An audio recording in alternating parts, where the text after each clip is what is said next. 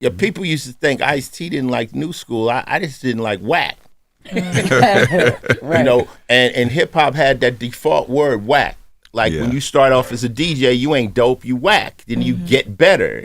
You know, a graffiti artist, you don't start out dope, you whack. So a lot of music to me was whack, and I would speak on it, and then I learned, well, you don't need to speak on it. I also learned that my perspective is just my perspective, and I learned how to keep that to myself because it's not everybody's perspective. I like this kind of ice cream, you like that kind of ice cream. It's not. So I learned to shut my mouth about it, but certain things aren't my taste, and you know, that doesn't have, and I don't want to ever cut off anybody's money. Right. You know, I don't want to cut off anybody's money. That's they got to go get their thing. But, you know. What made you learn that? Was it the Soulja Boy situation?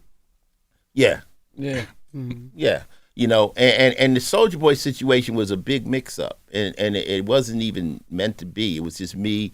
What happened, let's talk about Soulja Boy since he's out there. But what happened was I was in the studio. I mean, I've never told the story. I was in the studio getting ready to do a mixtape for one of my friends.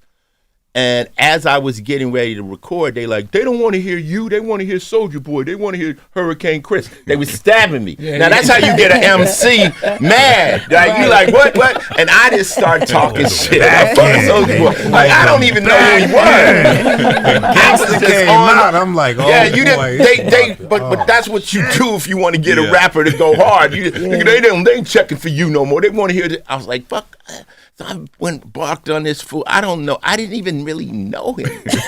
Yeah. So now this tape, the dude who did the mixtape took that rant and put it at the front of the mixtape. Oh, so it wasn't even something that was supposed to come out. You was just talking behind the scenes. I was Yeah. Now that makes it. Yeah, so now yeah. So now it pops up.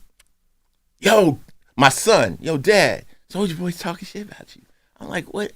And they're playing this thing, and he's commenting on me. And then my son, who was like 16 at the time, says, "You gotta reply." And I made some stupid reply, and then it was so but the way it came off like Ice-T got up out of his bed and just went in on it. It was random. I'm like, Ice-T is Soulja Boy. Yeah. And it was never intended, Soulja Boy. That's not how it was meant to be.